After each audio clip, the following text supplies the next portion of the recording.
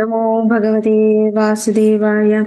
सान्द्रानन्दावबोधात्मकम् अनुपमिदं कालदेशावधिभ्यां निर्मुक्तम् नित्यमुक्तं निगमशतसहस्रेण निर्भास्यमानम् अस्पष्टं दृष्टमात्रे पुनः उरुपुरुषार्थात्मकं ब्रह्मतत्त्वं तत्तावद्भाति साक्षात् गुरुभवनपुरे हन्तभाग्यं जनानां नम्राणां सन्निधत्ते सततमपि पुरैः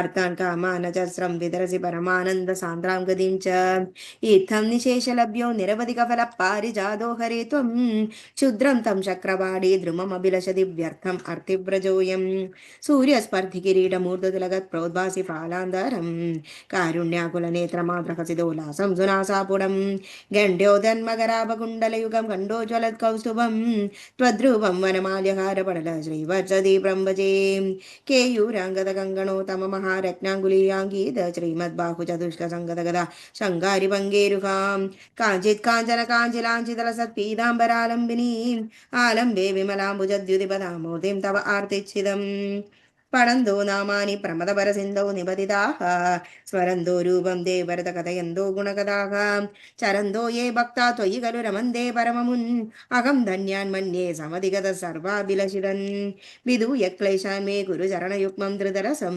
भवक्षेत्रप्राप्तौ करम् अभिजते पूजनविधौ भवन्मूर्त्यालोके नयनमदते पादतुलसी परिक्राणे क्राणं ശ്രവണമഭിതേ ചാരുചരിതേ. ദശകം 84. സമന്ത പഞ്ചകയാത്രയും ബന്ധുമിത്രാദി സമാഗമവും.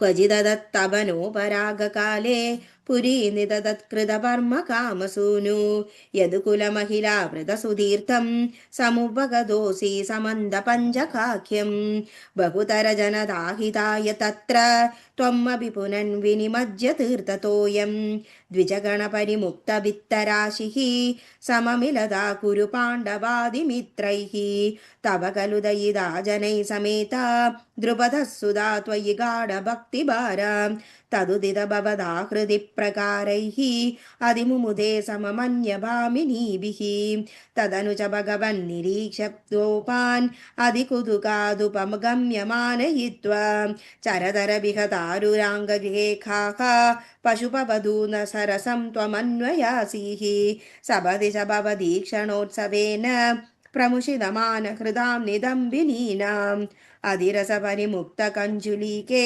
परिचय हृद्यतरे कुजेन्यलैषीः रिपुजनकलकै पुनः पुनर्मे समुपगतैरयि विलम्बनाभूत् इति कृपपरिरम्भणे त्वयिद्राक् अधिविवशा खलु राधिका निलिल्ये अपगतविरहव्यदास्तदाताः रहसि विधाय ददाद तत्त्वबोधं परमसुखचिदात्मकोऽहमात्मदी उदयतु वस्फुटेमेव चेतसीति सुकरसपरिमिश्रितो वियोगः किमपि पुरा भवदुद्धवोपदेशैः समभवदमुदः परं तु मतासां परमसुखैक्यमयी भवद्विचिन्ता मुनिवरनिवहैस्तवादपित्रा दुरदशमायन्धुबानि पृच्छ्यमानैः त्वयि सदि किमिदं शुभान्तरैरिति उगृहसितैरभियाजितस्तदासौ सुमहदियजने वितायमाने प्रमुदितमित्रजने सहैव गोपाः यदुजनमहितास्त्रिमासमात्रं भवदनुशङ्करसम्पुरे बभेजुः व्यपगमगः समये समेत्य राधां दृढमुपगूह्य निरीक्ष्य वीतखेदां प्रमुदितहृदयः पुरं प्रयातः पवनपुरेश्वर पाहि मां गदेभ्यः. श्रीहरे नमः. श्रीहरे नमः. गोपिका जीवनस्मरणं गोविन्द गोविन्द. Thank you.